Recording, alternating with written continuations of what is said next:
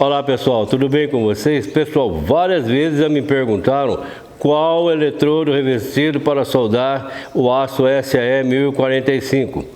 Essa não é uma pergunta tão simples de responder. Eu posso até falar para vocês, tá? O eletrodo mais indicado seria o OK 75.75 da ESAB, classificação ASME-AWS e 11018G. Esse seria o mais indicado, mas não é só isso. E o procedimento?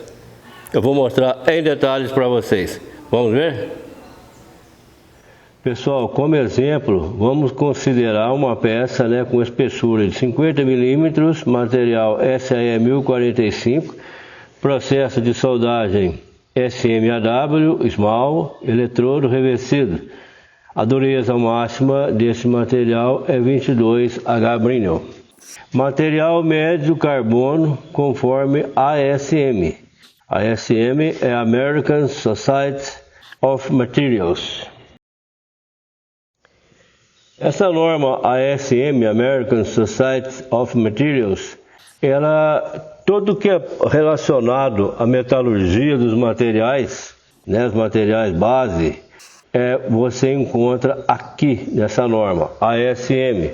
Todos os testes metalúrgicos, dureza, enfim, todos os testes você encontra nessa norma aqui. Então, de acordo com essa norma, nós precisamos calcular, primeira coisa aqui para determinar o consumível para essa solda, é o carbono equivalente, que tem uma forma para você fazer isso. Então, a gente pega aqui os principais dados desse material, tá? De acordo aí com os fabricantes, nós temos o carbono 0,43 a 0,50% de carbono, 0,6% a 0,9% de manganês, 0,03% de fósforo e 0,05% de enxofre. O carbono equivalente, aí a gente usa essa fórmula aqui, tá? De acordo com a ASM, que é carbono mais a quantidade de manganês dividido por 6, mais a quantidade de cromo, mais a quantidade de molibdênio, mais a quantidade de vanádio dividido por 5, mais a quantidade de silício, mais a quantidade de níquel, mais a quantidade de cobre dividido por 15. Esse material aqui da fórmula, ele tem o que? Ele só tem carbono e manganês, Aí você jogando aqui na fórmula, vamos pegar a média, que é o 1045, Então tem 0,45% de carbono. Mais, quanto que tem de manganês? Eu vou pegar o máximo aqui, 0,9. 0,9%, 0,9 dividido por 6. Então isso aqui é igual a 0,45 mais 0,9 dividido por 6 dá 0,15, tá? Então isso aqui é igual a 0,6. O carbono equivalente desse material aqui, gente, é 0,6, ok? E é muito importante você fazer isso aqui primeiro. Pessoal, eu vou selecionar o eletrodo revestido aqui, olhando o catálogo de consumíveis da ESAB, que ele tem aqui alguns eletrodos e as especificações aqui, aonde vai esse eletrodo, aonde ele pode ser utilizado. E não é só eletrodo, aqui tem arame sólido, tem arames tubulares, varetas, tá? Enfim, mas então, eu vou utilizar, já olhei aqui, eu vou utilizar esse eletrodo aqui, OK 75.75. Aqui na descrição dele, soldagem de grande responsabilidade em aços de construção de altíssima resistência e baixa liga, com ou sem pré-aquecimento, especialmente indicado em aços USST-1 e similares. No caso aqui, similar está o 1045. O metal depositado é insensível à fragilidade do revenido. É um eletrodo muito bom. A classificação dele é ASME SFA 55.5 ou AWS e 11018G. É um excelente eletrodo que nós vamos estar utilizando aqui. Ele solda nas posições 2G, 4G, 3G vertical ascendente 1G e 2F. Ele lembra muito, na hora da soldagem, o 7018. Pessoal, é muito importante também para o sucesso dessa solda aqui você seguir todas as recomendações para esse tipo de eletrodo, o K75.75, AWS 11018, porque ele é um eletrodo de baixo hidrogênio. Então, o ideal é você, assim que retirar o eletrodo lá da lata, da embalagem, você fazer uma ressecagem de 300 a 350 graus com 1h30 e depois manter ele em estufa a 120 graus centígrados. Se vai soldar em outro local, vai usar um cochicho, o cochicho tem que estar a 115 graus Celsius e a polaridade é positiva, ou seja, o porta-eletrodo vai no polo positivo e o terra no negativo. Pessoal, agora para o eletrodo revestido, tá? O K75.75, AWS E11018G. Agora o que eu faço? Eu vou calcular o carbono equivalente utilizando a mesma fórmula e utilizando aqui esses valores aqui embaixo, que são as quantidades que tem de elementos químicos metalúrgicos no eletrodo. Esse eletrodo aqui, então, ele tem carbono 0,06%, silício 0,25%, manganês 1,70% ou 7%, cromo 0,35%, níquel 1,7%, molibdênio 0,40%. A fórmula é a mesma, tá? Aí agora que eu venho, eu faço a substituição aqui do carbono equivalente do eletrodo. Carbono tem 0,06%. Manganês tem 1,7% dividido por 6, né? Manganês dividido por 6, mais quantidade de cromo, 0,35%. Molibdênio tem 0,40%. E mais vanádio. Vanádio não tem, é 0. Mais silício. Eu tenho aqui 0,25% de silício. Níquel, eu tenho 1,70% de níquel, 1,7%. E cobre eu não tenho, então cobre é 0. Então minha fórmula ficou desse jeito aqui. Resolvendo aqui agora, eu vou ter 0,06 mais 1,7 dividido por 6, 0,2834, mais 0,35 mais 0,50 dividido por 5, 0,15, mais 0,25 mais 1,7 dividido por 15, 0,13. Fazendo todas essas contas aqui, carbono equivalente 0,6234, né? Então, o carbono equivalente do ácido lá deu 0,6, então 0,623 está ótimo, ok? Então esse material está bom para fazer essa solda. Pessoal, para fazer essa solda, né, a gente faz aqui os passes de raiz com diâmetro 2,5, 90 a 110 amperes, passes de enchimento, diâmetro 5 milímetros, 190 a 250 amperes, tá?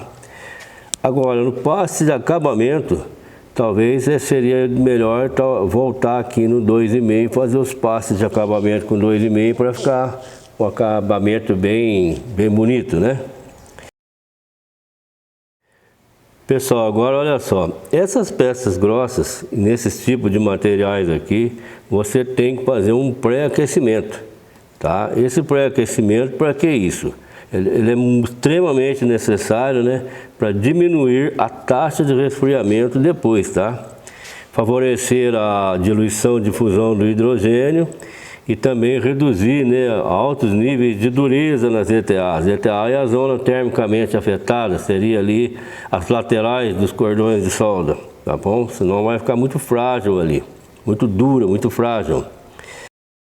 Então nós usamos uma fórmula para o pré-aquecimento, né, que também está lá na norma ASM, que é uma constante 500 que multiplica a quantidade de carbono que tem o material base, menos 0,10 é uma constante, mais uma constante 0,78 vezes as espessuras que eu vou soldar. Então, no nosso caso aqui, vai ficar 500 constante vezes a quantidade de carbono do 1045, 0,45, menos 0,10, mais a constante aqui, 0,78, vezes 50, que é a espessura.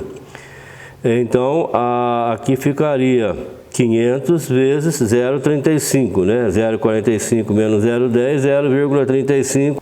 Então, eu tenho aqui 500 vezes 0,35, 175, mais 0,78 vezes 50, 39 é igual a 214 graus Celsius.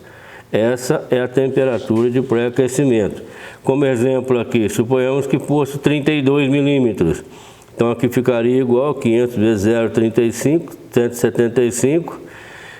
E aqui ficaria 0,78 vezes 32, e não 50, vai dar 199,66, 200 graus Celsius, tá? Isso é para vocês entenderem a fórmula. Pessoal, e a temperatura entre passes ou interpasses deverá ser mantida mesmo no pré-aquecimento, tá? 214 graus Celsius. Pessoal, quando nós falamos temperatura de interpasses, o que é?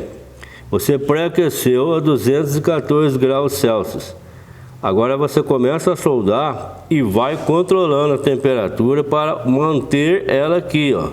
Ela não pode passar. Se você começa a soldar aqui sem critério, vai soldando, vai passar muito esse valor aqui. Então você precisa controlar. Então você vai fazendo os cordões de solda assim, né? Isso que é o interpasse, entrepasses, vamos falar também.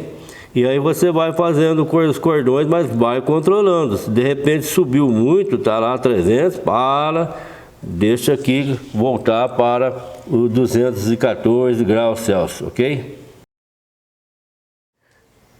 Pessoal, para essa espessura aqui, 50 milímetros, e esse tipo de material 1045, é interessante esse tipo de junta aqui, junta em K disposta dos dois lados, tem uma boa simetria. O que eu ganho com essa junta aqui?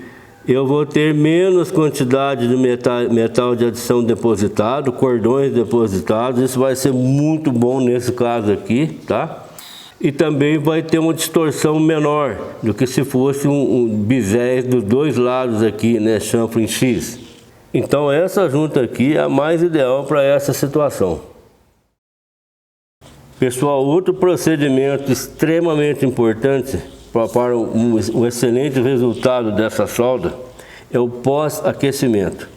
Terminou ela, você vai colocar em um forno, se for possível, né? Depende muito do tamanho da peça, né? Senão você coloca resistências ali em volta da solda, se for uma peça grande, e mantém a 595 graus Celsius por 2 horas. Para que isso? É para aliviar as tensões, difundir o hidrogênio, diminuir a dureza, principalmente no ZTA, melhorar a ductilidade e diminuir, claro, a ocorrência de trincas, que é o que nós mais desejamos também. Depois disso, você vai resfriar lentamente. Então você vai de 595, se abaixa a 135 graus Celsius por hora. Espera mais 1 hora, abaixa mais 135. Espera mais 1 hora, abaixa mais 135, até chegar ao restante final. Depois disso, essa peça, a parte assim de solda e os procedimentos, está pronto. Aí acabou? Pessoal, no final nós podemos fazer aqui um teste de dureza, aliás recomendado, né? Que vai mostrar para nós que o cordão de solda ZTA ali ficou com a dureza do 1045, tá?